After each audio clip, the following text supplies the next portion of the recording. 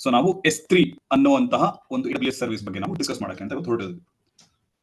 ಈ S3 ಅನ್ನುವಂತಹ ಒಂದು ಸರ್ವಿಸ್ ಸ್ಟೋರೇಜ್ ಕ್ಯಾಟಗರಿ ಅಲ್ಲಿ ಬರುತ್ತೆ. ಸೊ AWS ಅಲ್ಲಿ again several categories of services ಅಲ್ವಾ. ನಾನು ಲಿಂಕ್ ಕೂಡ ಶೇರ್ ಮಾಡಿದ್ದೇನೆ ನಿಮ್ಮ ಹತ್ರ. What are the different categories are available in AWS. ಆ ಪ್ರತಿಯೊಂದು ಕ್ಯಾಟಗರಿಲೂ there are some set of services. Okay, so over all ನೀವು ನೋಡಿದಾಗೆ ಅರೌಂಡ್ 300+ ಸರ್ವಿಸಸ್ ಇತ್ತು ಅಲ್ವಾ. ಈಗ ಈ S3 ಅನ್ನುವಂತ ಸರ್ವಿಸ್ ನ ಅರ್ಥ ಮಾಡ್ಕೊಳ್ಳೋಣ first. So to understand our S3 service, let's take an example. ಆಯ್ತಾ, ಒಂದು ಚಿಕ್ಕ ಎಕ್ಸಾಂಪಲ್ ಮೂಲಕ S3 ಬಗ್ಗೆ ತಿಳ್ಕೊಳ್ಳೋಣ. ಸಿ ಯೂಶುವಲಿ ಇವಾಗ ನೀವು ಕಾಲೇಜಲ್ಲೆಲ್ಲ ಸ್ಟಡಿ ಮೆಟೀರಿಯಲ್ಸ್ ಎಲ್ಲ ಯೂಸ್ ಮಾಡಿರ್ತೀರ. ಬುಕ್ಸ್ ಆಗಿರ್ಬೋದು, ಜೆರಾಕ್ಸ್ ಶೀಟ್ಸ್ ಆಗಿರ್ಬೋದು, ಕ್ವೆಶನ್ ಪೇಪರ್ಗಳೆಲ್ಲ ಆಗಿರ್ಬೋದು ಅಲ್ವಾ. ಸೊ ನೀವು ಕಾಲೇಜಲ್ಲಿ ಇದ್ದಾಗ ಅದನ್ನ ನೀವು ಆಬ್ವಿಯಸ್ಲಿ ನಿಮ್ಮ ಮೈನ್ ಸ್ಟಡಿ ಟೇಬಲ್ ಅಲ್ಲಿ ಅಥವಾ ನಿಮಗೆ ತುಂಬಾ ಹತ್ರವಾಗಿ ಇಟ್ಕೊಂಡು ಅದನ್ನೆಲ್ಲ ಯೂಸ್ ಮಾಡ್ತಾ ಇರ್ತೀರ. Now let's say you are passed out, ನಿಮ್ಮ ಕಾಲೇಜ್ ಮುಗ್ದೋಗಿದೆ, now you are started working, but those papers are those study materials whatever you using ಅದನ್ನ ನೀವು ಹಾಗೆ ಇಟ್ಕೊಂಡಿರ್ತೀರ ಫಾರ್ ವೇರಿಯಸ್ ರೀಸನ್ಸ್. ಒಂದು, ನಿಮ್ಮ ಸಿಬ್ಲಿಂಗ್ಸ್ ಯಾರು ಇದ್ದು ಅವರು ಮತ್ತೆ ನೀವು ತಗೊಳ್ಳುವಂತ ಕೋರ್ಸ್ನ, ನೀವು ತಗೊಂಡಿರುವಂತ ಕೋರ್ಸ್ನ ಅವರು ತಗೊಂಡು ಅದನ್ನೇ ಕಂಟಿನ್ಯೂ ಮಾಡಬೇಕು ಅಂತ ಅವ್ರೇನಾದ್ರು ಇದ್ರೆ ಆಬ್ವಿಯಸ್ಲಿ ಅವ್ರೇನ್ ಹೇಳ್ತಾರೆ, ನಿಮ್ಮ ಬುಕ್ಸ್ ಅಥವಾ ನಿಮ್ಮ ಸ್ಟಡಿ ಮೆಟೀರಿಯಲ್ಸ್ ಇರುತ್ತೆ ಅದನ್ನ ಅವ್ರಿಗೋಸ್ಕರ ಎತ್ತಿಡಬೇಕು ಅನ್ನುವಂಥದ್ದು ನಿಮ್ಮ ಪೇರೆಂಟ್ಸ್ ಕಡೆಯಿಂದ ಬರುತ್ತೆ ಆಜ್ಞೆ. ಆಯ್ತಾ, ಅಷ್ಟೇ ಅಲ್ಲ, ಯಾರೋ ಒಬ್ರು ದೂರದ ರಿಲೇಟಿವ್ ಯಾವ್ದೋ ಬ್ರಾಂಡ್ ಇರ್ತಾರೆ, ಅವ್ರು ಕೂಡ ಹೇಳ್ತಾರೆ ನಮ್ಮ ಕಸಿನ್ ಇನ್ನೊಂದು 5 ವರ್ಷ ಆದ್ಮೇಲೆ ನಿಮ್ಮ ನಮ್ಮ ಮಗ ಅಥವಾ ಮಗಳು ನೀವು ಮಾಡ್ಬೇಕಾಗಿರೋ ಕೋರ್ಸ್, ನೀವು ಮಾಡಿರುವಂತಹ ಕೋರ್ಸ್ನೇ ಒಂದು 5 ವರ್ಷ ಆದ್ಮೇಲೆ ಮಾಡ್ಬೇಕು ಅಂತ ಅನ್ಕೊಂಡಿದ್ರೆ ಸೊ ನಿಮ್ಮ ಸ್ಟಡಿ ಮೆಟೀರಿಯಲ್ಸ್ ನ ಎತ್ತಿಡಿ ಅಂತ ಹೇಳ್ತಾರೆ. So there will be advance booking ಅಥವಾ ರಿಸರ್ವೇಶನ್ ಮಾಡಿ ಇಟ್ಟಿರ್ತಾರೆ. ಈಗ ನಿಮ್ಗೆ ಈ ಕಡೆ ತಗೊಂಡೋಗಿ ಅದನ್ನ ಬೇರೆಯವ್ರಿಗೆ ಯಾರು ಕೊಡಕ್ಕೂ ಆಗಲ್ಲ, because it is already booked. ಆಯ್ತಾ, ಅಥವಾ ನೀವು ತಗೊಂಡೋಗಿ ಸ್ಕ್ರಾಪ್ ಅಂಗಡಿಗೂ ಹಾಕಕ್ಕಾಗಲ್ಲ, ಅಥವಾ ನೀವು ಎಲ್ಲರೂ ಸೆಕೆಂಡ್ ಹ್ಯಾಂಡ್ ಬುಕ್ ತಗೊಳ್ಳೋವಂಥವ್ರ ಹತ್ರ ಹೋಗೋರ ಹತ್ರ ಸೆಲ್ ಕೂಡ ಮಾಡೋಕ್ಕಾಗಲ್ಲ. So what you will do is you will be having something called as store room. ಆಯ್ತಾ, ಮನೇಲಿ ಒಂದು ಸ್ಟೋರ್ ರೂಮ್ ಅಂತ ಇರುತ್ತೆ. Okay, so basically store room ಅಲ್ಲಿ ಏನ್ ಮಾಡ್ತಾರೆ ಅಂದ್ರೆ ಜಾಸ್ತಿ ಯೂಸ್ ಮಾಡದೇ ಇರುವಂತಹ ವಸ್ತುಗಳನ್ನ ಅಥವಾ ಯಾವಾಗ್ಲೂ ಒಂದ್ಸಲಿ ಯೂಸ್ ಮಾಡುವಂತಹ ವಸ್ತುಗಳನ್ನೆಲ್ಲ ಇಲ್ಲಿ ಸ್ಟೋರ್ ಮಾಡಿ ಇಟ್ಕೊಂಡಿರ್ತಾರೆ. ಆಯ್ತಾ, ಸೊ ದಟ್ ನಿಮ್ಮ ಸ್ಟಡಿ ಮೆಟೀರಿಯಲ್ಸ್ ಕೂಡ ಏನ್ ಮಾಡಿರ್ತೀರಾ, ತಗೊಂಡೋಗಿ ಸ್ಟೋರ್ ರೂಮ್ ಅಲ್ಲಿ ಹಾಕಿರ್ತೀರಾ. ಆಯ್ತಾ, maybe after few years if some person wants the book, that person will take the book.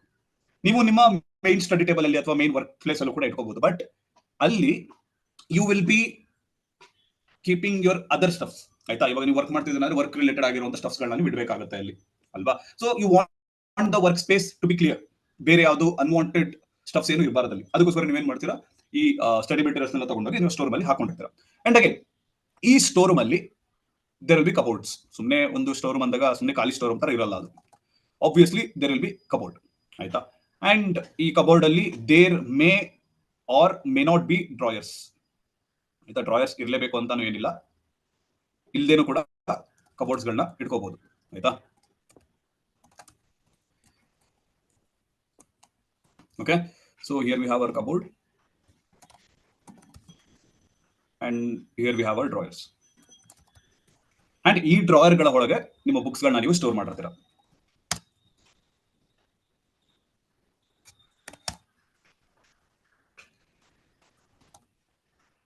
Again depending on semester wise store ಮಾಡ್ತೀರಾ ಅಥವಾ ನೀವು ಸಬ್ಜೆಕ್ಟ್ ವೈಸ್ ಸ್ಟೋರ್ ಮಾಡ್ತೀರಾ, ಅದು ನಿಮಗೆ ಬಿಟ್ಟಿದ್ದು. Based on that you may choose a particular drawer to store the books. ಆಯ್ತಾ, so ನಿಮಗೆ ಯಾವ ತರ ಬೇಕೋ ಆ ತರ ನೀವು ಸ್ಟೋರ್ ಮಾಡ್ಕೊಳ್ಳಕ್ಕೆ ಅಂತ ಏನ್ ಮಾಡ್ತೀರಾ, ಒಂದು ಡ್ರಾಯರ್ ನ ಚೂಸ್ ಮಾಡಿ ಆ ಡ್ರಾಯರ್ ಒಳಗಡೆ ನಿಮ್ಮ ಬುಕ್ಸ್ ನೆಲ್ಲ ನೀವು ಸ್ಟೋರ್ ಮಾಡಿ ಇಟ್ಕೊಂಡಿರ್ತೀರ. Okay, so this is one scenario. ಆಯ್ತಾ, which you will be seeing in certain houses. Okay, ಈಗ ಇದನ್ನ ನಮ್ಮ S3 ಗೆ ರಿಲೇಟ್ ಮಾಡ್ಕೊಂಡು ಬರೋಣ. Let's relate this to S3. ಆಯ್ತಾ, whatever the store room that you are seeing here, this is relevant to your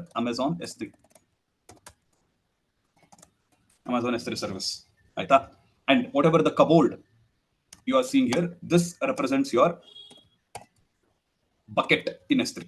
ಆಯ್ತಾ, S3 ಅಲ್ಲಿ ನಾವು ಒಂದು ಬಕೆಟ್ ಅಂತ ಕ್ರಿಯೇಟ್ ಮಾಡಿ ಅದರಲ್ಲಿ ನಾವು ನಮ್ಮ ಫೈಲ್ಸ್ ಗಳನ್ನೆಲ್ಲ ಸ್ಟೋರ್ ಮಾಡ್ತೀವಿ. And whatever the books you are seeing here in S3, what we do is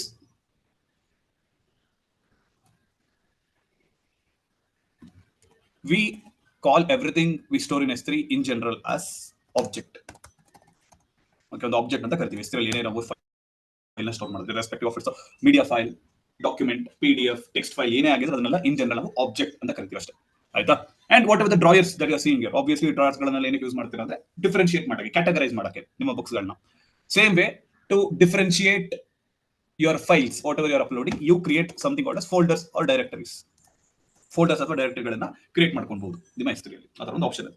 okay, so these are some important terms when it comes to S3. Okay, so ಈಗ ನಮ್ಮ S3 ಬಗ್ಗೆ ತಿಳ್ಕೊಳ್ಳೋಕೆ ನಮ್ಮ slide ಮುಖಾಂತರ explanation ಕೊಡ್ತೀನಿ ನನಗೆ. Okay, ಈಗ like I told you, whatever you store, ನೀವು ಏನೇ ಒಂದು ಫೈಲ್ಸ್ ಗಳನ್ನ ನೀವು ಸ್ಟೋರ್ ಮಾಡಬಹುದು S3 ಬಕೆಟ್ ಅಲ್ಲಿ, ಅದನ್ನ ನಾವು ಆಬ್ಜೆಕ್ಟ್ ಅಂತ ಕರಿತೀವಿ ಇನ್ ಜನರಲ್. ಆಯ್ತಾ.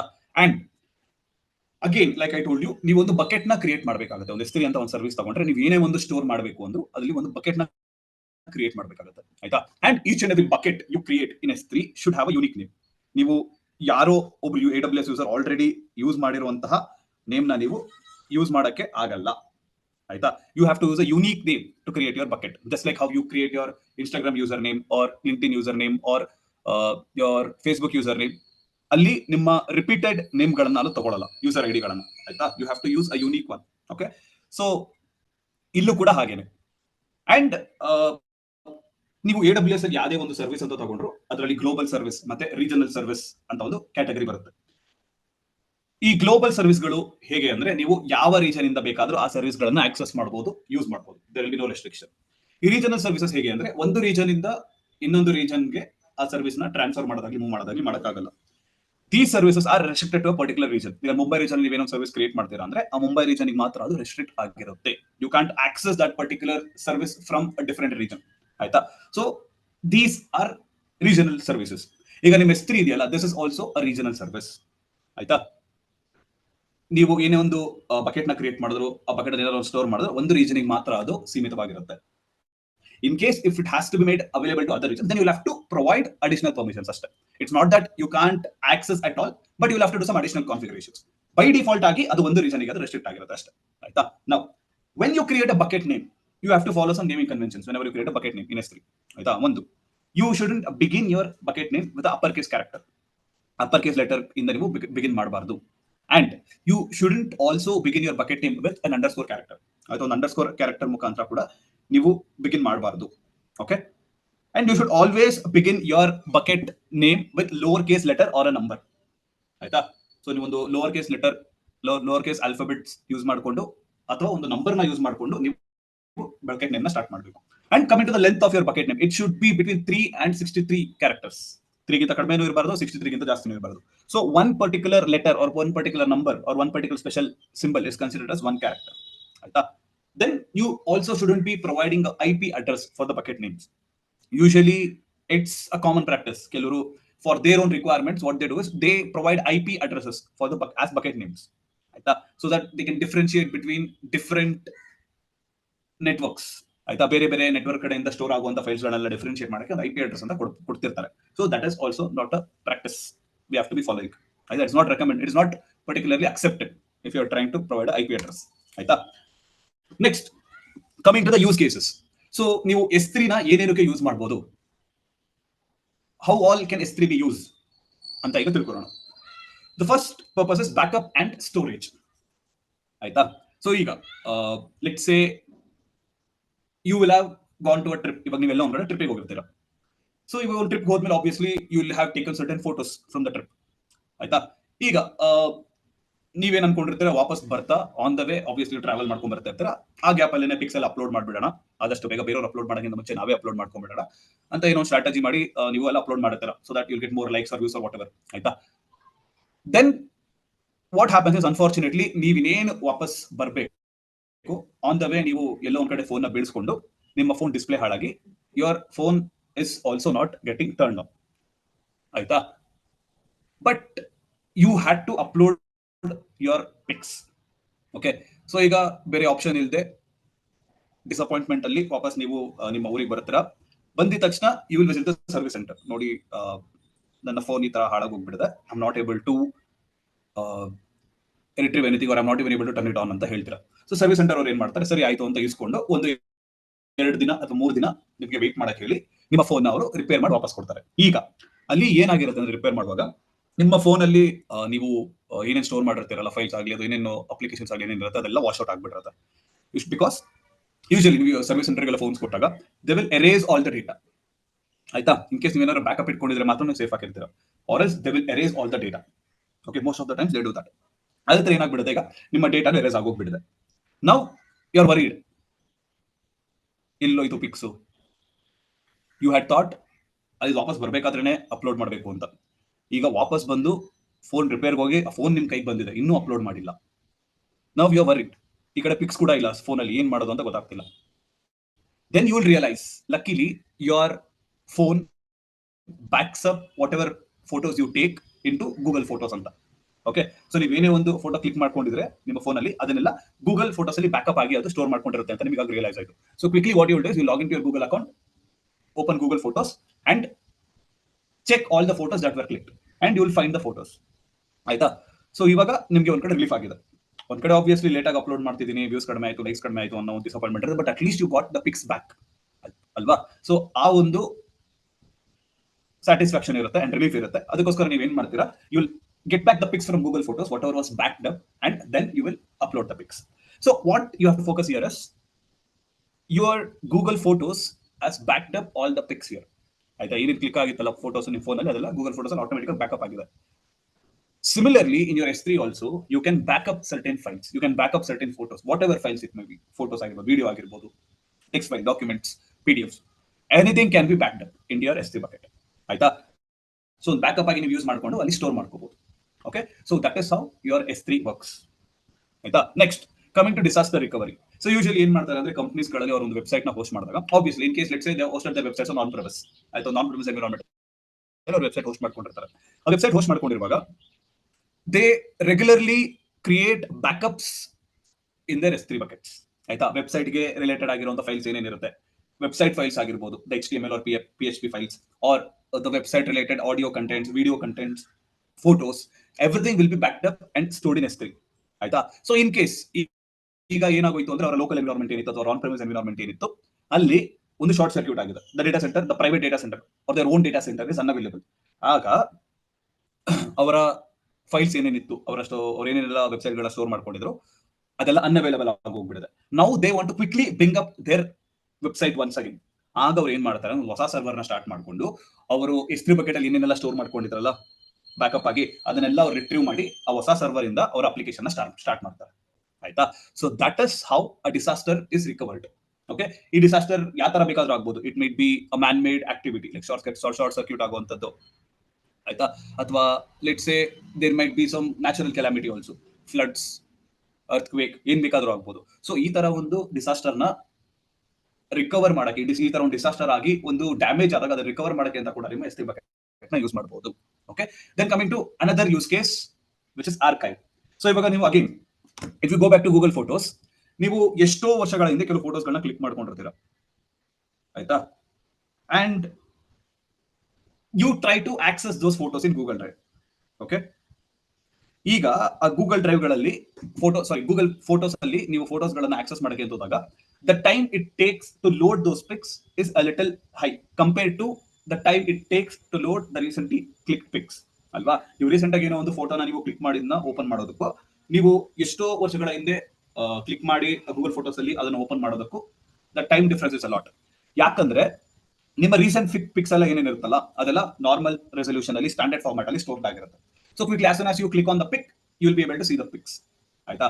ಬಟ್ ನಿಮ್ಮ ಹಳೆ ಫೋಟೋಸ್ ಏನೇನಿರುತ್ತಲ್ಲ, ಅದೆಲ್ಲ ಒಂದು ಆರ್ಕೈವ್ ಮೋಡಿಗೆ ಹೋಗ್ಬಿಟ್ಟಿರುತ್ತೆ, which means your photo whatever resolution it was in, it is not in the original resolution. The resolution has reduced and the photo is compressed. Why this happens is to save the storage and also to save the cost. ಆಯ್ತಾ? So usually ಹಳೆ documents ಏನಾದ್ರು ಇದ್ದು ಅಥವಾ ಹಳೆ media files ಏನಾದ್ರು ಇದ್ರೆ, companies ಅಲ್ಲಿ ಏನ್ ಮಾಡ್ತಾರೆ ಅಂದ್ರೆ, they store those files or documents in archive format. ಆಯ್ತಾ? ಸೊ ಆರ್ಕೈವ್ ಫಾರ್ಮ್ಯಾಟ್ ಅಲ್ಲಿ ಏನಾಗುತ್ತೆ ಅಂದ್ರೆ, ಕಂಪ್ರೆಸ್ ಆಗಿ ರೆಸಲ್ಯೂಷನ್ ಸ್ವಲ್ಪ ಕಡಿಮೆ ಆಗಿ ಸ್ಟೋರ್ ಆಗಿರುತ್ತೆ. So that it is save the storage space as well as the cost. ಈಗ ಅದನ್ನ ರಿಟ್ರೀವ್ ಮಾಡಬೇಕು ಅಂದ್ರೆ it will take some time. That's the only disadvantage which you see here. ಸ್ವಲ್ಪ ಟೈಮ್ ಆಗುತ್ತೆ. ಇಮಿಡಿಯೇಟ್ ಆಗಿ ನಿಮಗೆ ಬೇಕು ಅಂದ್ರೆ ಫೈಲ್ಗಳು ಸಿಗಲ್ಲ. You have to wait for some time to retrieve those contents, to get it back to the original format and to view those contents. ಆಯ್ತಾ? Next, hybrid cloud storage ಆಗಿನೂ ಕೂಡ ನೀವು S3 ಬಕೆಟ್ ನ ಯೂಸ್ ಮಾಡಬಹುದು. ಹೇಗೆ hybrid cloud storage ಆಗಿ use ಮಾಡೋದು? ಇವಾಗ again let's say you have hosted a website in on premise environment. ಒಂದು ಕಂಪನಿ ಅವರು ಏನ್ ಮಾಡಿದ್ರೆ, ಒಂದು ಆನ್ ಪ್ರೆಮಿಸ್ ಎನ್ವಿರಾನ್ಮೆಂಟ್ ಅಲ್ಲಿ ವೆಬ್ಸೈಟ್ ನ ಹೋಸ್ಟ್ ಮಾಡಿದ್ದಾರೆ.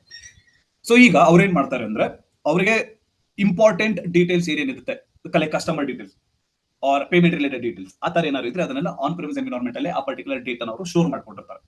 ಆಯ್ತಾ? So they don't want to store these kind of information anywhere else because they are not in the level of trusting anyone at least now. So ಅದಕ್ಕೆ ಅವ್ರು ಏನ್ ಮಾಡ್ತಾರೆ, ಅವರು ಅವರ ಫೈಲ್ಸ್ ಗಳನ್ನ ಆನ್ ಪ್ರಿಮಿಸ್ ಎನ್ವಿರಾನ್ಮೆಂಟ್ ಅಲ್ಲೇ ಸೇಫ್ ಆಗಿ store ಮಾಡಿ ಇಟ್ಕೊಂಡಿರ್ತಾರೆ. And there is also other types of files. ಆಯ್ತಾ? ಈಗ ಪ್ರಮೋಷನಲ್ ಆಫರ್ ಫೈಲ್ಸ್ ಆಗಿರ್ಬೋದು, ಲೋನ್ ರಿಲೇಟೆಡ್ ಫೈಲ್ಸ್ ಆಗಿರ್ಬೋದು, ಈ ತರ ಯಾವುದೇ ಒಂದು ಫೈಲ್ ಏನಾದ್ರು ಇದ್ರೆ ಆ ಪರ್ಟಿಕ್ಯುಲರ್ ಫೈಲ್ಸ್ ಗಳನ್ನೆಲ್ಲ ಅವರು ಕ್ಲೌಡ್ ಅಲ್ಲಿ ಲೈಕ್ ಯುವರ್ S3 ಅಲ್ಲಿ ಸ್ಟೋರ್ ಮಾಡಿರ್ತಾರೆ. ಆಯ್ತಾ? ಸೊ ಬೇಸಿಕಲಿ ಈಗ ಏನಾಯ್ತು ಅಂದ್ರೆ ಕ್ರಿಟಿಕಲ್ ಫೈಲ್ಸ್ ಎಲ್ಲ ಅವ್ರು ಆನ್ ಪ್ರಿಮಿಸ್ ಅಲ್ಲೇ ಸ್ಟೋರ್ ಮಾಡಿಟ್ಕೊಂಡಿರ್ತಾರೆ. And the non critical files or not so important files which are okay even if those files are getting exposed, ಅದನ್ನೆಲ್ಲ ಅವರು ಒಂದು S3 ಬಕೆಟ್ ಅಲ್ಲಿ ಹಾಕಿಟ್ಟಿರ್ತಾರೆ. Then in those kind of situation it becomes hybrid cloud storage. ಆಯ್ತಾ? ಈ ಕಡೆ on ಪ್ರಿಮಿಸ್ facility use ಮಾಡ್ಕೊಂಡು ಈ ಕಡೆ ಹೈಬ್ರಿಡ್ ಫೆಸಿಲಿಟಿ ಯೂಸ್ ಮಾಡಿದಾಗ it will become hybrid cloud storage. Then ನೀವೇನಾದ್ರು ಒಂದು ವೆಬ್ಸೈಟ್ ನ ಹೋಸ್ಟ್ ಮಾಡ್ತಿದ್ದೀರಾ, ಒಂದು ಅಪ್ಲಿಕೇಶನ್ ಹೋಸ್ಟ್ ಮಾಡ್ತಿದ್ದೀರಾ ಅಂದ್ರೆ also you can rely on S3.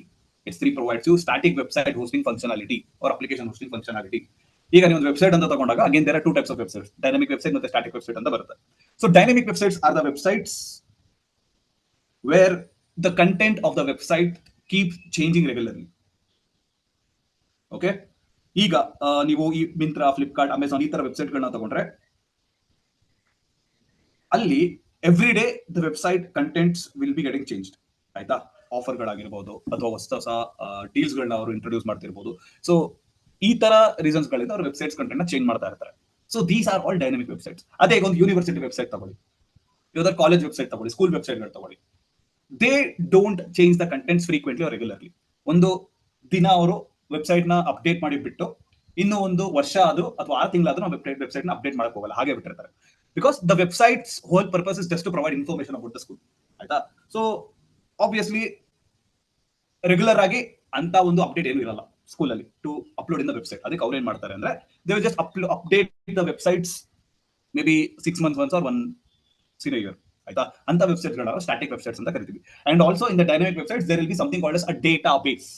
ಆಯ್ತಾ? ಸಿ ನಾವು ಒಂದು ವೆಬ್ಸೈಟ್ ನ ಬ್ರೌಸ್ ಮಾಡಿದಾಗ ನಮ್ಮ ಮುಂದೆ ಏನೇನ್ ಕಾಣಿಸುತ್ತಲ್ಲ that is a user interface, ಅದನ್ನ ಫ್ರಂಟ್ ಎಂಡ್ ಅಂತ ಕರಿತೀವಿ. ಆಯ್ತಾ? ಅಂಡ್ ನೀವ್ ಏನೇ ಒಂದು ಫೈಲ್ ನ ಅಪ್ಲೋಡ್ ಮಾಡೋದು ಆ ವೆಬ್ಸೈಟ್ ಅಲ್ಲಿ, let's say you are trying to upload a resume. ಇವಾಗ ನೀವು ಒಂದು ಯಾವ್ದೋ ಒಂದು ಜಾಬ್ ಅಪ್ಲೈ ಮಾಡ್ತಾ ಇದ್ದೀರಾ, ನಿಮ್ಗೊಂದು ಪೋರ್ಟಲ್ ಬಂದಿದೆ. That portal whatever you are seeing that is your front end. ಈಗ ನೀವು ಎಲ್ಲ ಡೀಟೇಲ್ಸ್ ಎಲ್ಲ ಫಿಲ್ ಮಾಡಿ ನಿಮ್ಮ ನೇಮು, ನಿಮ್ಮ ಇಮೇಲ್ ಐಡಿ, ಕಾಂಟ್ಯಾಕ್ಟ್ ನಂಬರ್ ಮತ್ತೆ ನಿಮ್ಮ ರೆಸ್ಯೂಮೆ ಅಪ್ಲೋಡ್ ಮಾಡಿದಾಗ ಏನಾಗುತ್ತೆ ಅಂದ್ರೆ everything is getting stored somewhere. ಆ ಫೈಲ್ಸ್ ಏನೇನು ಅಪ್ಲೋಡ್ ಮಾಡ್ತಾರಲ್ಲ ವೆಬ್ಸೈಟ್ ಅಲ್ಲಿ ಅದೆಲ್ಲ ಒಂದು ಕಡೆ ಸ್ಟೋರ್ ಆಗ್ತದೆ. Where exactly is all this details stored is in the data base. ಆಯ್ತಾ? ಸೊ ಪ್ರತಿಯೊಂದು ವೆಬ್ಸೈಟ್ ಅಂತ ತಗೊಂಡಾಗ ಒಂದು ಫ್ರಂಟ್ ಎಂಡ್ ಅಂತ ಇರುತ್ತೆ where you as a user will be interacting and all your details which are you upload that will be getting stored somewhere, that is your database. ಆಯ್ತಾ? ಅದೇ ರೀತಿ ನಿಮ್ಮ ಡೈನಾಮಿಕ್ ವೆಬ್ಸೈಟ್ಸ್ ಅಲ್ಲಿ ಈ ತರ ಒಂದು ಡೇಟಾಬೇಸ್ ಇರುತ್ತೆ. ಬಟ್ ನಿಮ್ಮ ಸ್ಟಾಟಿಕ್ ವೆಬ್ಸೈಟ್ಸ್ ಅಲ್ಲಿ ಈ ತರ ಡೇಟಾಬೇಸ್ ಇರಲ್ಲ usually. Okay, so static websites don't have database usually because they are just having some random content to be showing ಅಷ್ಟೇ ಆನ್ ದ ವೆಬ್ಸೈಟ್. ಸೊ ಈ ತರ ನೀವು ಒಂದು ಸ್ಟಾಟಿಕ್ ವೆಬ್ಸೈಟ್ಸ್ ಎಲ್ಲ ಹೋಸ್ಟ್ ಮಾಡ್ತಿದ್ದೀರಾ ಅಂದ್ರೆ you can make use of S3. ಆಯ್ತಾ? Then like I already told you, ನೀವು ಏನೇ ಒಂದು ಫೈಲ್ ನ ಅಪ್ಲೋಡ್ ಮಾಡಿದ್ರೆ S3 ಅಲ್ಲಿ ಅದನ್ನ ಆಬ್ಜೆಕ್ಟ್ ಅಂತ ಕನ್ಸಿಡರ್ ಮಾಡ್ಕೋತೀವಿ. ಆಯ್ತಾ? ಅಂಡ್ ಈ ಪ್ರತಿಯೊಂದು ಆಬ್ಜೆಕ್ಟ್ಗೂ ನೀವೇನು ಅಪ್ಲೋಡ್ ಮಾಡ್ತಾರಲ್ಲ ಆಬ್ಜೆಕ್ಟ್ ಅದಕ್ಕೆ ಒಂದು ಕೀ ಅಂತ ಜನರೇಟ್ ಆಗುತ್ತೆ. Okay, so what are this keys?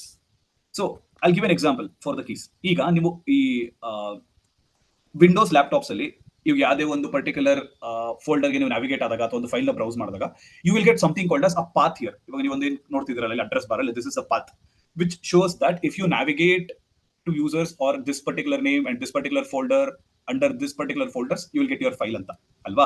Similarly in your S3 also you will be having certain paths for any of the objects you upload. ಆ path na ನಾವು key anta ಕರೀತೀವಿ S3 ಅಲ್ಲಿ ಅಷ್ಟೇ. ಆಯ್ತಾ? ಈಗ key ಅಲ್ಲಿ ಏನೇನು ಇರುತ್ತೆ ಅಂತ ತಿಳ್ಕೊಳ್ಳೋಣ. So the key will be having two parts, ಒಂದು prefix part ಅಂತ ಇರುತ್ತೆ, ಒಂದು object name ಅಂತ ಇರುತ್ತೆ. ಆಯ್ತಾ? ಸೊ ಈಗ prefix part ಅಲ್ಲಿ ಏನೇನು ಬರುತ್ತೆ, the folder structure, ಯಾವ ಫೋಲ್ಡರ್ ಒಳಗಡೆ ನ್ಯಾವಿಗೇಟ್ ಆಗಬೇಕು ನೀವು ಆ ಪರ್ಟಿಕ್ಯುಲರ್ ಫೈಲ್ ನ ಓಪನ್ ಮಾಡಬೇಕು ಅಂದ್ರೆ, that is your prefix part. Next, coming to the object name, ನೀವು ಯಾವ ಫೈಲ್ ನ ನೀವು upload ಮಾಡಿರ್ತೀರಾ, the name of that file is your object name. Okay, and before your prefix and object name you will have this you will have the first part as a standard component. S3 another, it is standard for every object you upload in S3. And your bucket name, if you have just one bucket, the bucket name again remains constant. Aita? It's just like how in your laptops you have this C drive as a common path. Similarly, in your S3 also you have S3 as your common path. ಆಯ್ತಾ? ಅದೇ ತರ again, if you have created a bucket, then the bucket becomes a common path for every object you upload. ಆಯ್ತಾ? Then again, there is no particular concept of directories within S3. ಈಗ ನೀವು ನಿಮ್ಮ Windows laptops ಅಲ್ಲೆಲ್ಲ ಹೇಗೆ ಒಂದು directory structure ನ follow ಮಾಡ್ತಿರಲ್ಲ, like ನೀವು ಆಪರೇಟರ್ಸ್ ರಿಲೇಟೆಡ್ ಫೈಲ್ಸ್ ನೆಲ್ಲ ನೀವು ಸಿ ಡ್ರೈವ್ ಅಲ್ಲೇ ಹಾಕಬೇಕು. ಅಗೇನ್ ಸಿ ಡ್ರೈವ್ ಅಲ್ಲೂ there are different files, different folders. ನೀವು ಇನ್ನೊಂದು ಅಪ್ಲಿಕೇಶನ್ ನೀವು ಇನ್ಸ್ಟಾಲ್ ಮಾಡಿದ್ರು ಹೊಸದಾಗಿ ಅಪ್ಲಿಕೇಶನ್ ಹೆಸರಲ್ಲಿ ಒಂದು ಫೋಲ್ಡರ್ ಕ್ರಿಯೇಟ್ ಆಗುತ್ತೆ. ಆ folder structure will be followed. So ನೀವು ಅಪ್ಲಿಕೇಶನ್ ಅಲ್ಲಿ ಏನೇ ಒಂದು ಆಕ್ಟಿವಿಟಿ ಮಾಡಿದ್ರು ಆ ಪರ್ಟಿಕ್ಯುಲರ್ ಫೋಲ್ಡರ್ ಅಲ್ಲೇ ಅದೆಲ್ಲ ಹೋಗಿ ಸ್ಟೋರ್ ಆಗ್ತಾ ಇರುತ್ತೆ. ಆಯ್ತಾ? ಸೊ ಈ ತರ ಒಂದು ಡೈರೆಕ್ಟರಿ ಸ್ಟ್ರಕ್ಚರ್ ನ ಫಾಲೋ ಮಾಡ್ತಿರ್ತಾರೆ ನಿಮ್ಮ ವಿಂಡೋಸ್ ಲ್ಯಾಪ್ಟಾಪ್ಸ್ ಅಲ್ಲಿ. ಬಟ್ ನಿಮ್ಮ S3 ಅಲ್ಲಿ ಆ ತರ ಡೈರೆಕ್ಟರಿ ಸ್ಟ್ರಕ್ಚರ್ ಅನ್ನು ಫಾಲೋ ಮಾಡಲೇಬೇಕು ಅನ್ನುವಂತ ಯಾವುದೇ ರೂಲ್ಸ್ ಇಲ್ಲ. ಬರೀ ನಮ್ಮ ಅಂಡರ್ಸ್ಟ್ಯಾಂಡಿಂಗ್ಗೋಸ್ಕರ ನಾವು ಒಂದು ಫೋಲ್ಡರ್ ನ ಕ್ರಿಯೇಟ್ ಮಾಡೋದಷ್ಟೇ, ಫೋಲ್ಡರ್ ಡೈರೆಕ್ಟರೀಸ್ ಗಳನ್ನ, just to differentiate between the files or objects which we upload in S3 bucket. Okay, next, again moving on, there are a few other features of S3. ಏನೇನು ಅಂದ್ರೆ, like we already know, ನೀವು S3 ಅಲ್ಲಿ you will be getting unlimited storage. ಆಯ್ತಾ? ನೀವು ಇಷ್ಟೇ files ಗಳನ್ನ ಹಾಕಬೇಕು S3 ಅಲ್ಲಿ, this is a maximum limit ಅಂತ ಏನೂ ಇಲ್ಲ. You will get unlimited storage in S3. But one restriction what you see here is the maximum size of one single file should be just 5 TB ಅಷ್ಟೇ. ಒಂದು file size maximum 5 TB ಇರಬೇಕು. ಆ 5 TB ಇರುವಂತಹ file ಎಷ್ಟು ಬೇಕಾದ್ರೂ ನೀವು upload ಮಾಡ್ಕೊಳ್ಳಿ, because S3 is providing unlimited storage. But one single file size ಬಂದು ಬರೀ 5 TB ಮಾತ್ರ ಇರಬೇಕು. Okay, so you might be wondering 5 TB ಎಲ್ಲ ಇರುವಂತಹ ಸೈಜ್ ಇರುವಂತಹ ಫೈಲ್ಗಳು ಯಾವ್ದಿರಬಹುದು ಅಂತ. The movie files, whatever you watch in the multiplex or OTT, based on the resolution the file size will be higher. ಆಯ್ತಾ? ನೀವು ಯಾವುದೇ ಒಂದು ಫೈಲ್ ಅಪ್ಲೋಡ್ ಮಾಡಬೇಕು ಅಂತ maximum size of that particular single file should be 5 TB. Okay, then you can also have metadata in S3. What is metadata in the first place? ಈಗ ನೀವು ಎಲ್ಲ ಒಂದು ಕಡೆ ಹೋಗಿ ಫೋಟೋಸ್ ಗಳನ್ನ ಕ್ಲಿಕ್ ಮಾಡ್ತೀರಾ. ಆಯ್ತಾ? You go to some trip and you click photos ಗಳನ್ನ ಕ್ಲಿಕ್ ಮಾಡಿದ್ಮೇಲೆ ಅಲ್ಲೊಂದು ಡೀಟೇಲ್ ಸೆಕ್ಷನ್ ಅಂತ ಇರುತ್ತೆ. ಫೋಟೋಸ್ ನೋಡುವಾಗ ನಾವು ಡೀಟೇಲ್ ಸೆಕ್ಷನ್ ಬರುತ್ತೆ. If you click on the detail section, you will be able to see the location where the photo was captured, the size of the photo, the resolution of the photo, date, time, ಇದೆಲ್ಲ ತೋರಿಸುತ್ತೆ ನಿಮಗೆ detail section ಹೋದ್ರೆ ಅಲ್ವಾ. The same way is your metadata. Okay, so basically ಇಲ್ಲಿ ಈ date, time, location ಎಲ್ಲ ಏನ್ ಮಾಡ್ತಾ ಇದೆ ಅಂದ್ರೆ, it is giving an information about the photo you have clicked. Okay, basically the photo whatever you clicked is also a data. ಆಯ್ತಾ? And whatever the information you are seeing, that is also a data. ಈ date, time ಅನ್ನೋದು ಒಂದು ಕೂಡ ಡೇಟಾನೆ. So what we can say here is the metadata is a data about another data ಅಂತ ಹೇಳ್ಬೋದು ನಾವು ಇದನ್ನ. Because the photo is also a data and the details whatever you're seeing regarding the photo, time or date or location agirbodu, that is also a data. And this data, the time, date and location, is giving information about the photos, which is again another data. So in general we can say metadata is a data about a data anta. ಆಯ್ತಾ? Similarly ನಿಮ್ಮ S3 ಅಲ್ಲೂ ಕೂಡ ನೀವು ಏನೇ ಒಂದು file ನ store ಮಾಡಿದ್ರು ಅಥವಾ ಆಬ್ಜೆಕ್ಟ್ ನ ಅಪ್ಲೋಡ್ ಮಾಡಿದ್ರು, you can provide or you can see metadata for that particular object. Then there is also another concept called as versioning. ಆಯ್ತಾ? ಈಗ ನೀವು ಗೂಗಲ್ ಡ್ರೈವ್ ನ ಎಕ್ಸಾಂಪಲ್ ತಗೊಂಡ್ರೆ, ನೀವು ಗೂಗಲ್ ಡ್ರೈವ್ ಅಲ್ಲಿ ಒಂದು ಫೈಲ್ ನ ಅಪ್ಲೋಡ್ ಮಾಡ್ತೀರಾ. ಲೆಟ್ಸ್ ಸೇ resume.pdf ಅಂತ ಒಂದು ಫೈಲ್ ಇರುತ್ತೆ, ಅದನ್ನ ನೀವು ಅಪ್ಲೋಡ್ ಮಾಡ್ತೀರಾ, resume.pdf ಅಂತ. ನೆಕ್ಸ್ಟ್ ನಿಮ್ಮ ರೆಸ್ಯೂಮ್ ಅಲ್ಲಿ ಏನಾಗಿರುತ್ತೆ ಅಂದ್ರೆ, you might have to make some changes. ಆಯ್ತಾ? ಸೆಕೆಂಡ್ ಡೇ ನೀವು ಸ್ವಲ್ಪ ಏನೋ ಒಂದು ಚೇಂಜಸ್ ಮಾಡ್ತೀರಾ. Tuesday, let's say Monday you would have uploaded one copy of the resume in your Google drive, and second day you will make some changes. ಆಯ್ತಾ? Let's say ನೀವು ನಿಮ್ಮ experience ಇರುತ್ತಲ್ಲ, experience ಜಾಗದಲ್ಲಿ ಸ್ವಲ್ಪ ಚೇಂಜಸ್ ಮಾಡಿಬಿಟ್ಟು ನೀವು second day upload ಮಾಡ್ತೀರಾ. The name will remain the same, resume.pdf ಅನ್ನೋ ನೇಮ್ ಹಾಗೆ ಇರುತ್ತೆ. ನಾವು if you upload again into the S3 bucket, sorry, in your Google Drive, what happens is the original version or the first version which you uploaded on Monday, that will be replaced with the new version which you upload on Tuesday. Like that. So what happens is, when you upload a particular file into your Google Drive, the earlier version is replaced by the latest version, which means the earlier version is overridden by the latest version. Aita? ಈಗ again Wednesday what you do is you try to upload the resume once again.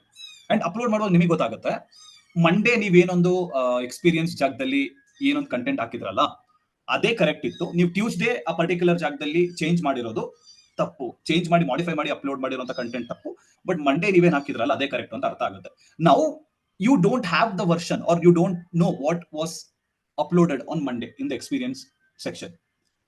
ಈಗ ಏನ್ ಮಾಡ್ಬೇಕಾಗುತ್ತೆ ಅಂದ್ರೆ, ಮತ್ತೆ first ಇಂದ scratch ಇಂದ ಕೂತ್ಕೊಂಡು experience part ಅಲ್ಲಿ ಮಂಡೇ ಏನ್ ಅಪ್ಲೋಡ್ ಮಾಡಿದ್ರಿ ಅದನ್ನ ಯೋಚನೆ ಮಾಡಿ ಮತ್ತೆ ಕ್ರಿಯೇಟ್ ಮಾಡ್ಬೇಕಾಗುತ್ತೆ. ಆಯ್ತಾ? Because the Monday's version is gone. Now assume, what if every time you uploaded a file a new version was getting created. ಅಂದ್ರೆ ಮಂಡೇ ಅಪ್ಲೋಡ್ ಮಾಡಿದಾಗ ಮಂಡೇ ವರ್ಷನ್ ಇರ್ತಿತ್ತು, ಟ್ಯೂಸ್ಡೇ ಅಪ್ಲೋಡ್ ಮಾಡುವಾಗ ಮಂಡೇ ವರ್ಷನ್ ಹಾಗೆ ಇದ್ದು Tuesday ಒಂದು version create ಆಗಿದೆ. What if that was a situation? If that was a situation, ಈಗ ನೀವೇನೊಂದು ಮಂಡೇದು ಕಂಟೆಂಟ್ ನೀವು ಕಳ್ಕೊಂಡಿದ್ರಲ್ಲ, which was modified on Tuesday, you can still get back the Monday's content if there was a new version getting created every time you upload a file. Okay, so this feature is available in your Amazon S3. ನೀವು ಪ್ರತಿ ಸಲನೂ ಒಂದು file ನ upload ಮಾಡುವಾಗ ಒಂದು version ಅಂತ create ಆಗ್ತಾ ಹೋಗುತ್ತೆ, particular ವರ್ಷನ್ಗೆ ಒಂದು ಐಡಿ ಅಂತ ಸಿಗುತ್ತೆ, ಆಯ್ತಾ? And every time you want to check a particular version, you can choose the version which you want to check and you can get back the data even if it is replaced or even if it is modified. Okay, so that is how helpful is your versioning. Next, ನಿಮ್ಮ S3 ಅವರು obviously unlimited storage provide ಮಾಡ್ತಾರೆ AWS ಕಡೆಯಿಂದ, and you will get 99.99% of availability when it comes to S3. ಆಯ್ತಾ? ನೀವು S3 bucket ಅಲ್ಲಿ ಏನೇ ಒಂದು file ನ ಅಥವಾ ಫೋಲ್ಡರ್ ನ, ಏನೇ ಒಂದು ಡಾಕ್ಯುಮೆಂಟ್ ನ ಏನೇ ಒಂದು ಅಪ್ಲೋಡ್ ಮಾಡಿದ್ರು, you will be able to access that particular file 99% of the times.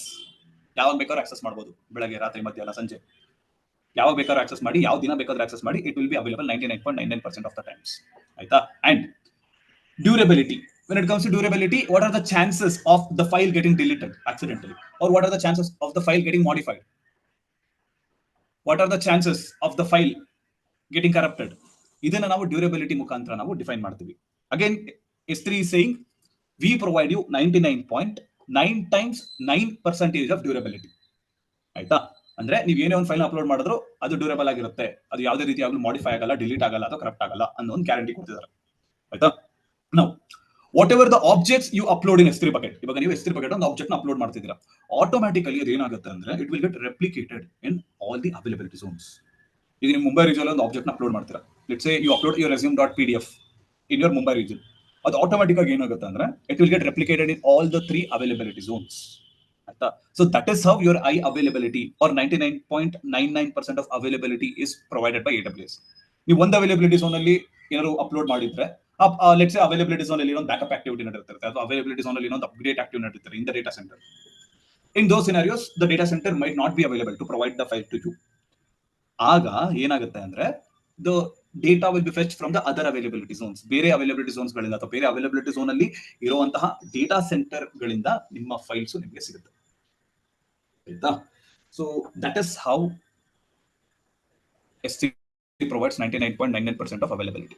Okay, so tomorrow we'll be looking at how we host a static website anta, ಒಂದು ಸ್ಟಾಟಿಕ್ ವೆಬ್ಸೈಟ್ ನ ಹೇಗೆ ಹೋಸ್ಟ್ ಮಾಡೋದು S3 ಅಲ್ಲಿ ಅಂತ ತಿಳ್ಕೊತೀವಿ.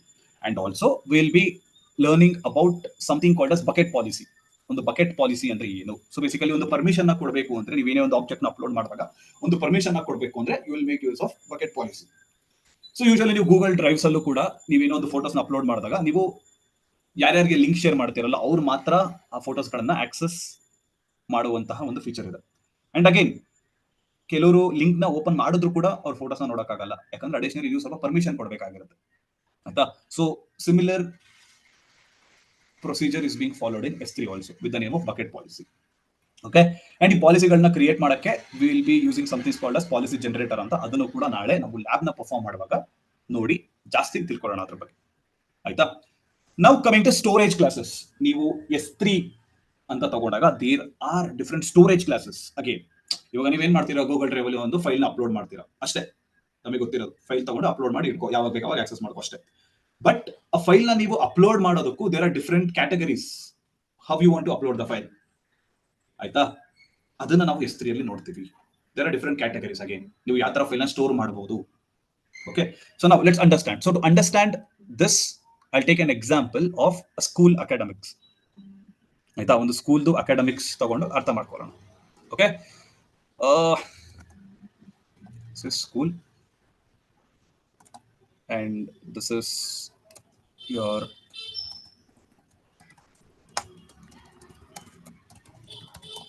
file access pattern, and here comes S3 storage plus.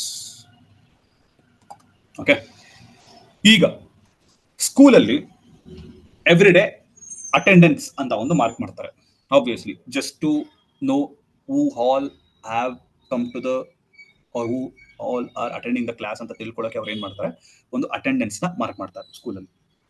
Okay, so this attendance data is being mark every day. ನಾವು let's assume ಈ attendance data ಏನ್ mark ಮಾಡ್ತಾರಲ್ಲ, once the attendance is marked and clicked on submit, excel sheet is getting generated automatically.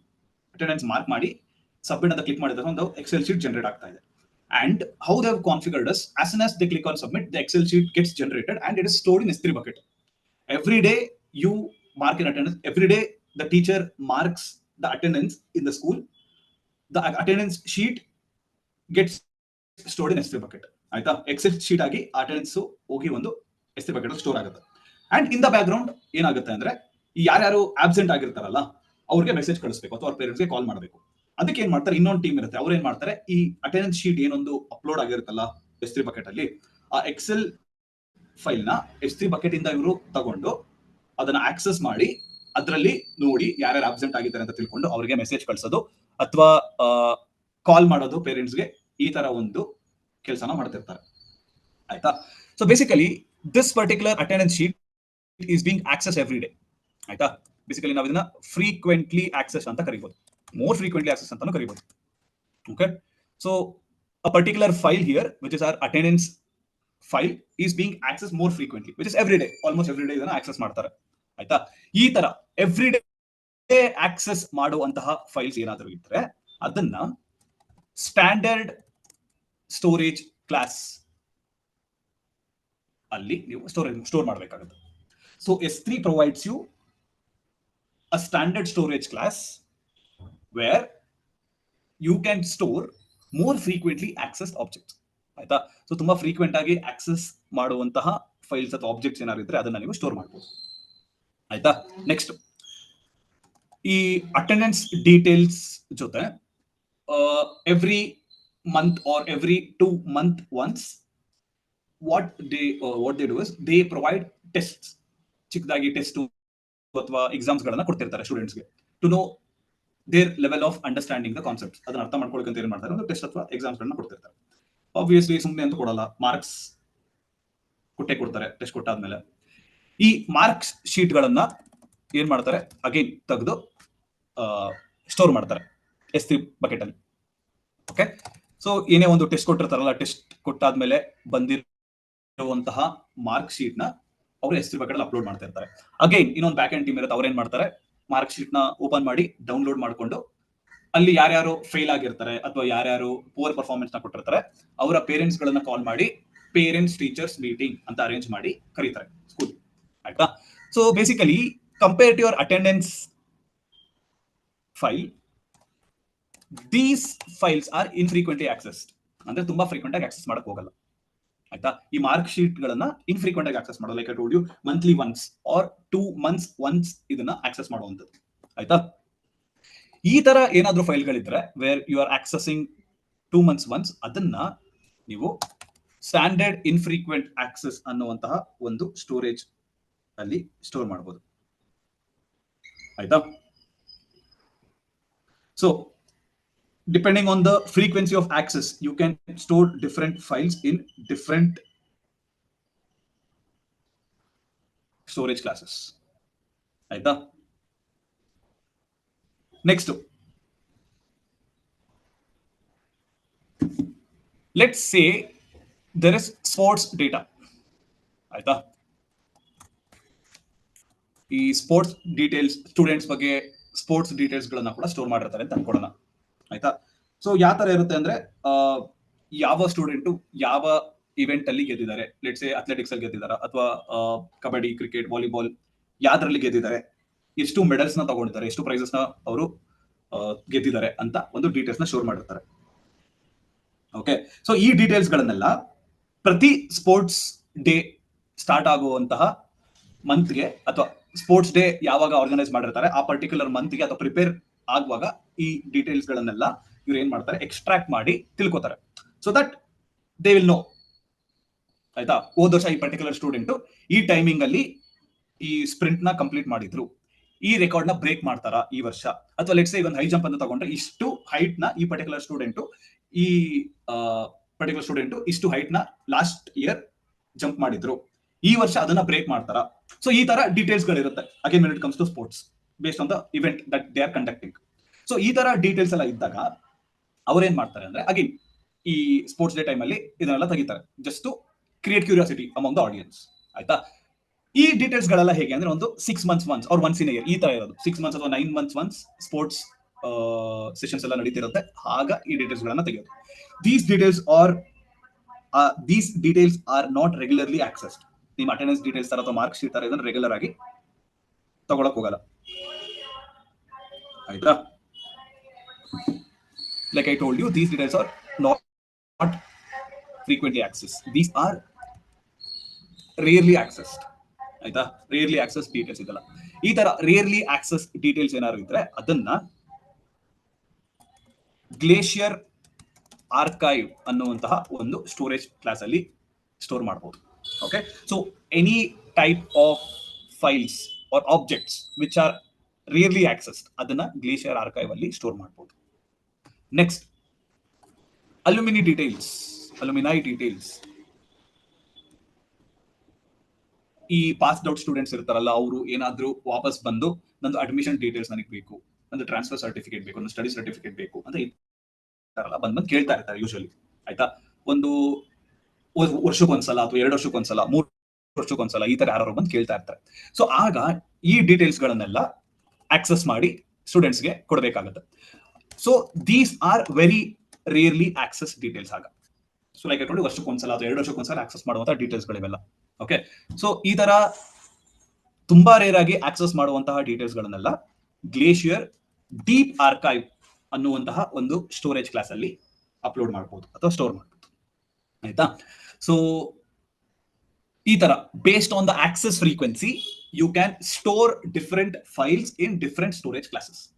ಆಯ್ತಾ? Then along with this there is another storage class called as one zone infrequent access anta.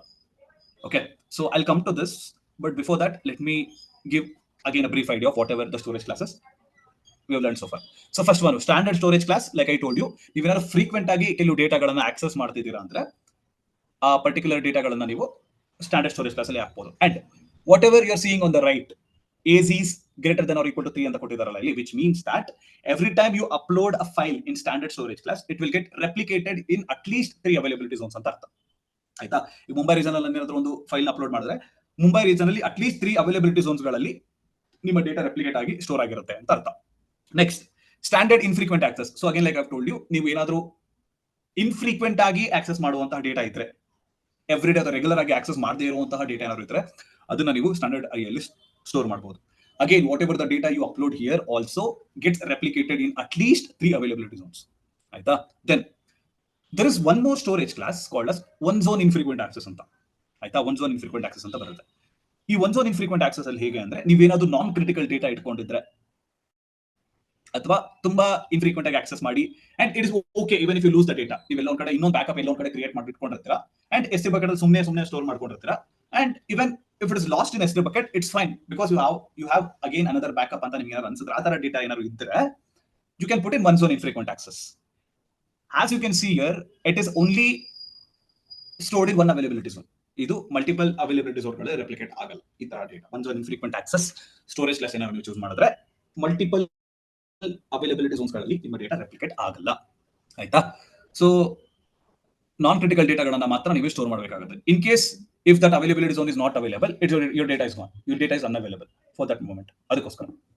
Okay, next let's come to intelligent tiering later. Glacier storage class ಅಲ್ಲಿ like I told you, ನೀವು ಏನಾದರೂ ಒಂದು ಡೇಟಾನ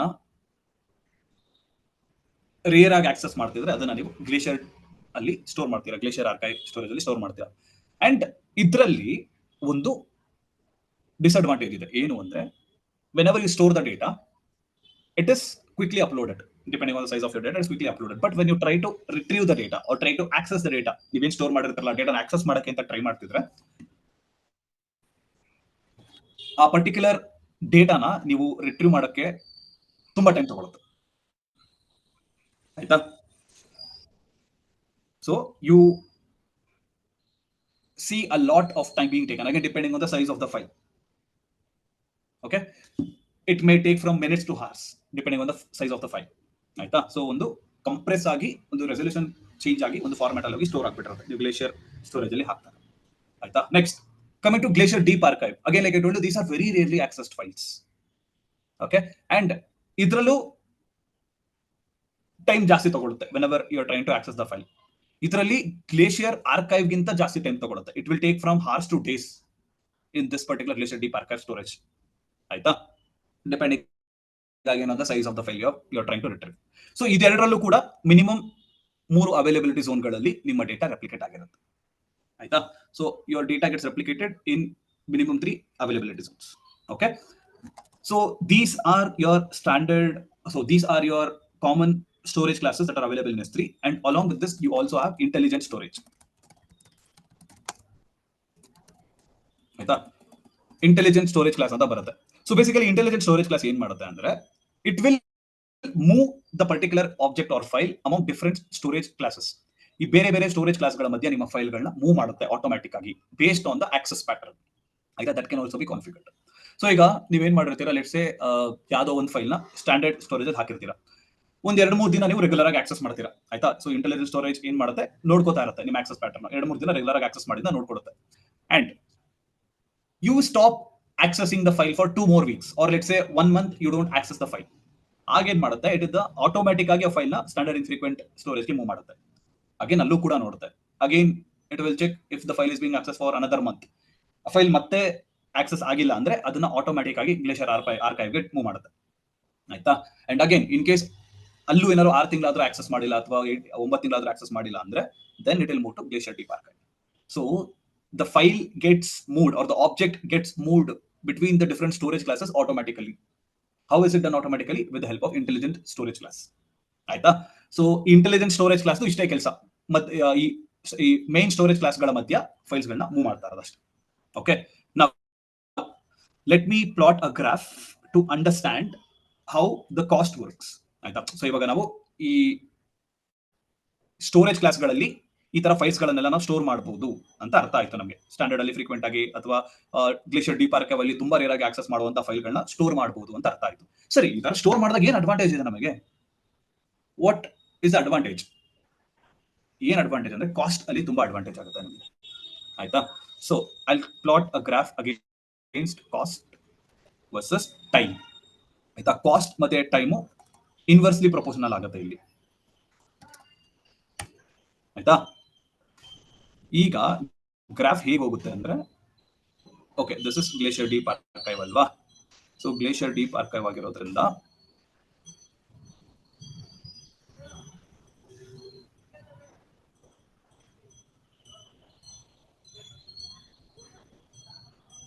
ಈ ತರ ಬರುತ್ತೆ graph. Okay, ಈ ತರ graph ಬರುತ್ತೆ, ವಿಚ್ ಮೀನ್ಸ್ ಈಗ if I considered standard storage ಅಲ್ಲಿ ನೀವೇನಾದ್ರೂ ಫೈಲ್ಗಳನ್ನ ಸ್ಟೋರ್ ಮಾಡಿದ್ರೆ the cost is high. If you store some file in standard storage the cost is high, but the time taken to retrieve the file is very less. ಆಯ್ತಾ? Time ತುಂಬಾ ಕಡಿಮೆ standard storage ಅಲ್ಲಿ ಆ file ನ retrieve ಮಾಡಕ್ಕೆ. And coming to your glacier deep archive, ಈ glacier deep archive ಬಗ್ಗೆ ತಿಳ್ಕೊಳ್ಳೋದಾದ್ರೆ, here the time taken to fetch the file is very less. ತುಂಬಾ ಕಡಿಮೆ ಟೈಮ್ ತಗೊಳುತ್ತೆ to fetch the file, but the cost is ತುಂಬಾ ಜಾಸ್ತಿ time ತಗೊಳುತ್ತೆ to fetch the file. ಆಯ್ತಾ? ಇಲ್ಲಿ ಗ್ಲೇಷಿಯರ್ ಡೀಪ್ ಆರ್ಕೈವ್ ಅಲ್ಲಿ ಟೈಮ್ ಜಾಸ್ತಿ ತಗೊಳುತ್ತೆ to retrieve the file, but the cost is more here. Cost ತುಂಬಾ ಜಾಸ್ತಿ ಆಗುತ್ತೆ. ಉಲ್ಟಾ ಹೇಳ್ತಾ ಇದೀನಿ, the cost is less, time taken to fetch the file is more. ಆಯ್ತಾ? ಸೊ ಗ್ಲೇಷಿಯರ್ ಡೀಪ್ ಆರ್ಕೈವ್ ಅಲ್ಲಿ ಏನಾಗುತ್ತೆ ಅಂದ್ರೆ, sorry for the confusion, glacier deep archive ಅಲ್ಲಿ ಏನಾಗುತ್ತೆ ಅಂದ್ರೆ the time taken to fetch the file is more. ಆಯ್ತಾ? But cost ನಿಮಗೆ ಕಡಿಮೆ ಆಗುತ್ತೆ. It is opposite to standard. Standard ಅಲ್ಲಿ ಏನಾಗುತ್ತೆ, ಕಾಸ್ಟ್ ಜಾಸ್ತಿ ಇರುತ್ತೆ, the time taken to fetch the file is very less. ಆಯ್ತಾ? ಗ್ಲೇಷಿಯರ್ ಡೀಪ್ ಆರ್ಕೈವ್ ಏನಾಗುತ್ತೆ, the time taken to fetch the time is more, but the cost is very less. ಆಯ್ತಾ?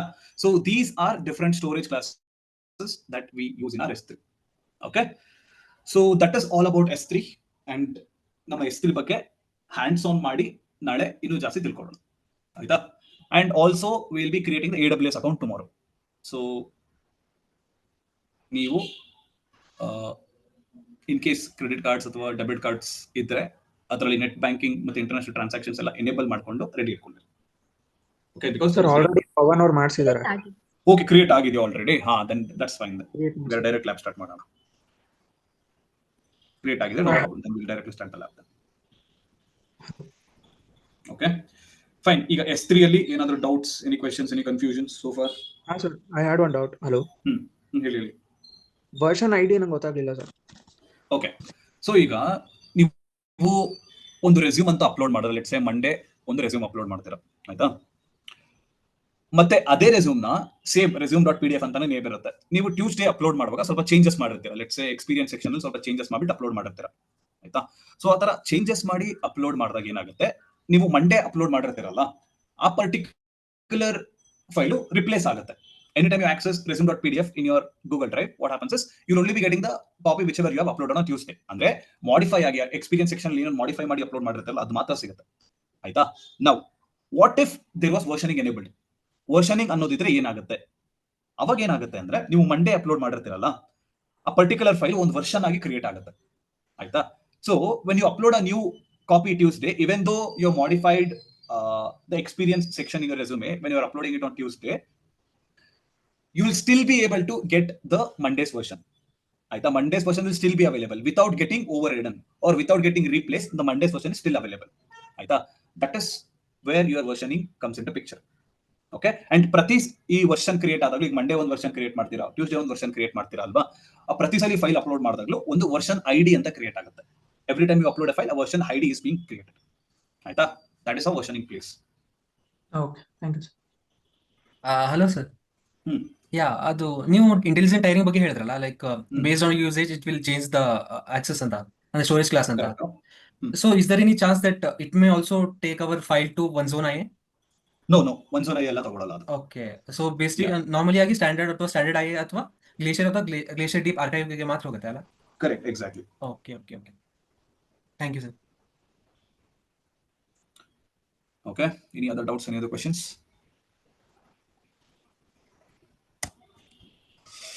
Okay, so ಏನು ಇಲ್ಲ ಅಂದ್ರೆ ನಮ್ದು ಸ್ವಲ್ಪ ಕ್ವೆಶನ್ಸ್ ಇದೆ, answer ಮಾಡಿ.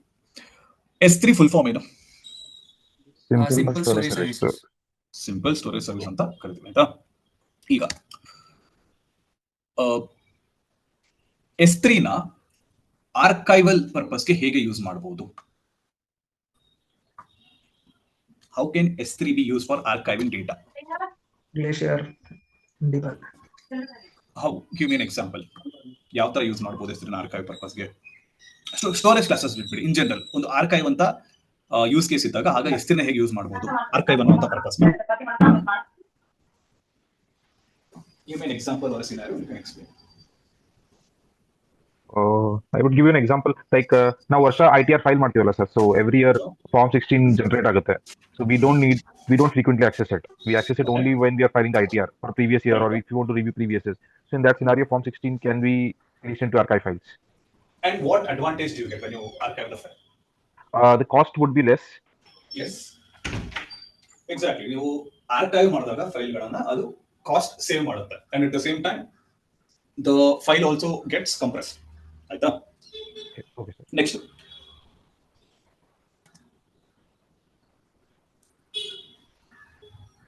ಮೆಟಾಡೇಟಾ ಅಂದ್ರೆ ಏನು? Metadata ಅಂದ್ರೆ data for the Form 16, like when was it saved, date, year, who saved it. Okay, so basically data about a data, ಅದನ್ನ ನಾವು ಮೆಟಾಡೇಟಾ ಅಂತ ಕರಿತೀವಿ. Okay, now you are an AWS expert and I'm a customer now, right?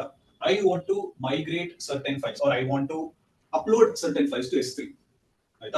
I'm having an e-commerce website. Now the e-commerce website is there. Now I'm trying to upload all my files into S3 bucket. In this scenario, there are certain files in my e-commerce website. Let's say my e-commerce website is like my Flipkart or Amazon. ಈ ತರ ಒಂದು website ಆಗಿರುತ್ತೆ ನಂದು, ಆಯ್ತಾ? ಈ ತರ ಒಂದು website ಅಲ್ಲಿ obviously there are product images. ಪ್ರತಿಯೊಂದು ಪ್ರಾಡಕ್ಟ್ ಒಂದು ಇಮೇಜ್ ಅಂತ ಬರ್ತಾ ಇರುತ್ತೆ ಅಲ್ವಾ? ಈ ಪ್ರಾಡಕ್ಟ್ ಇಮೇಜಸ್ ಗಳು, some of these products are being accessed every day. Regular ಆಗಿ ಆಕ್ಸೆಸ್ ಮಾಡ್ತಿರ್ತಾರೆ ಜನ, ಆಯ್ತಾ. ಲೈಕ್ ಫೋನ್ಸ್ ಆಗಿರ್ಬೋದು ಅಥವಾ ಎಲೆಕ್ಟ್ರಾನಿಕ್ ಗ್ಯಾಜೆಟ್ಸ್ ಗಳಾಗಿರ್ಬೋದು, ಈ ತರ ಆಬ್ಜೆಕ್ಟ್ಸ್ ಗಳನ್ನ ಅಥವಾ ಈ ತರ ಪ್ರಾಡಕ್ಟ್ಸ್ ಗಳನ್ನ ರೆಗ್ಯುಲರ್ ಆಗಿ ಆಕ್ಸೆಸ್ ಮಾಡ್ತಿರ್ತಾರೆ. Now if I want to store the images of these objects, images of these products or the details of these products, what kind of storage class would you suggest? Standard. Standard. Why standard? Why standard? Because those we are have to dynamic. access it every time. Latency shouldn't be there. Exactly, ಅದನ್ನ ಪ್ರತಿದಿನ ಅಥವಾ regular ಆಗಿ access ಮಾಡ್ತಿರೋದ್ರಿಂದ files ಗಳು delay ಆಗಬಾರ್ದು. Access ಮಾಡಕ್ಕೆ try ಮಾಡಿದ ತಕ್ಷಣ files ಗಳು ಸಿಗ್ಬೇಕು. ಓಕೆ, ನೆಕ್ಸ್ಟ್ ಸರಿ, ನನ್ನ ಒಂದು ಇ-ಕಾಮರ್ಸ್ ವೆಬ್ಸೈಟ್ ಅಲ್ಲಿ ನಾನು ಏನ್ ಮಾಡ್ತಾ ಇರ್ತೀನಿ ಅಂದ್ರೆ ಕೆಲವು ಪ್ರಾಡಕ್ಟ್ಸ್ ಗಳನ್ನ ಮಂತ್ಲಿ ಕೆಲವು ಆಫರ್ಸ್ ಗಳನ್ನ ಕೊಟ್ಟು ಸೆಲ್ ಮಾಡ್ತಾ ಇರ್ತೀನಿ. 2 months once or monthly once ನಾನು ಏನ್ ಮಾಡ್ತೀನಿ, ಕೆಲವು ಆಫರ್ಸ್ ಗಳನ್ನ ಕೊಡ್ತಿರ್ತೀನಿ, ಆಯ್ತಾ. ಸೊ ಸೇಲ್ ಡೇ ಅಥವಾ ಸೇಲ್ ಸ್ಟಾಕ್ ಕ್ಲಿಯರೆನ್ಸ್ ಈ ತರ ಎಲ್ಲ ಮಾಡ್ತಾ ಇರ್ತೀನಿ ಆಫರ್ಸ್ ಗಳನ್ನ ಕೊಟ್ಟು. ಓಕೆ, ಸೊ ಈ ತರ ಪ್ರಾಡಕ್ಟ್ಸ್ ಗಳನ್ನ ಅಥವಾ ಈ ತರ ಪ್ರಾಡಕ್ಟ್ಸ್ ಇಮೇಜಸ್ ಗಳನ್ನ ಅಥವಾ ಡೀಟೇಲ್ಸ್ ಗಳನ್ನ ನಾವು ಯಾವ ಸ್ಟೋರೇಜ್ ಕ್ಲಾಸ್ ಅಲ್ಲಿ ಸ್ಟೋರ್ ಮಾಡಬಹುದು? Standard IA.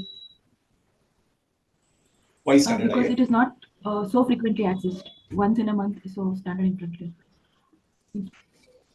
ಎಕ್ಸಾಕ್ಟ್ಲಿ. ಸೊ ಈ ತರ ಫೈಲ್ಸ್ ಗಳನ್ನ ನಾವು ಬರೀ ಮಂತ್ಲಿ ಮಂತ್ಸ್ 2 months ಆಕ್ಸೆಸ್ ಮಾಡೋದ್ರಿಂದ ಇದನ್ನ ನಾವು ಸ್ಟ್ಯಾಂಡರ್ಡ್ ಇನ್ಫ್ರೀಕ್ವೆಂಟ್ ಅಲ್ಲಿ ಹಾಕಬಹುದು. ನೆಕ್ಸ್ಟ್, ವರ್ಷಕ್ಕೊಂದ್ಸಲ ನಾನು great Indian sale, big billion day ಈ ತರ ಸೇಲ್ ಗಳನ್ನ ನಡೆಸ್ತಾ ಇರ್ತೀನಿ. So that the products, there are some products which will be sold for cheaper rates and ಕೆಲವು ಪ್ರಾಡಕ್ಟ್ಸ್ ಗಳನ್ನ ವೆಬ್ಸೈಟ್ ಇಂದ ಅದನ್ನ ಸೆಲ್ ಮಾಡಿರಲ್ಲ. ಸೊ ಈ ತರ ಪ್ರಾಡಕ್ಟ್ಸ್ ಗಳನ್ನ ನಾನು ಅವತ್ತಿನ ದಿನ ಸೆಲ್ ಮಾಡ್ತಾ ಇರ್ತೀನಿ, ಆಯ್ತಾ.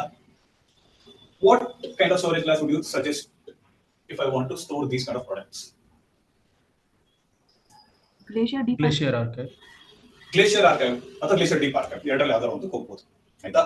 Then again, let's say every year I create revenue reports, ಆಯ್ತಾ. ನನ್ನ ಇ-ಕಾಮರ್ಸ್ ಸೈಟ್ ಅಲ್ಲಿ ಎಷ್ಟು ಪ್ರಾಡಕ್ಟ್ಸ್ ಎಲ್ಲ ಆಗಿದಾವೆ, ಎಷ್ಟು ರೆವೆನ್ಯೂ ನನಗೆ ಜನರೇಟ್ ಆಗಿರುತ್ತೆ, ಈ ತರ ಒಂದು ರಿಪೋರ್ಟ್ ನ ಕ್ರಿಯೇಟ್ ಮಾಡಿ ನಾನು ಸ್ಟೋರ್ ಮಾಡ್ಕೊಂಡಿರ್ತೀನಿ, ಆಯ್ತಾ. ಅಂಡ್ ಆಡಿಟ್ ಟೀಮ್ ಅಂತ ಒಂದು ಬರುತ್ತೆ. ಆಡಿಟ್ ಟೀಮ್ ಅವರು ಬಂದು ಈ ರಿಪೋರ್ಟ್ಸ್ ಗಳನ್ನೆಲ್ಲ ಚೆಕ್ ಮಾಡ್ತಾ ಇರ್ತಾರೆ. They might come twice in a year, sorry 2 year once or let's say 3 years once. So ಈ ತರ ಯಾವಾಗ ಬೇಕಾದ್ರೂ ಬರ್ಬೋದು. ಈ ತರ ರಿಪೋರ್ಟ್ಸ್ ಗಳನ್ನ ನಾನು ಯಾವ ಸ್ಟೋರೇಜ್ ಕ್ಲಾಸ್ ಅಲ್ಲಿ ಸ್ಟೋರ್ ಮಾಡಬಹುದು? In which storage class can I store these reports? Standard. Which are being accessed once in 2 years Deep Archive. or once in 3 years. Yeah. So basically you will store in Glacier Deep Archive. Okay. So this is about your S3. ನಾಳೆ ನಮ್ಮ S3 service ಮೇಲೆ ನಾವು lab ನ perform ಮಾಡೋಣ. Okay. Sir,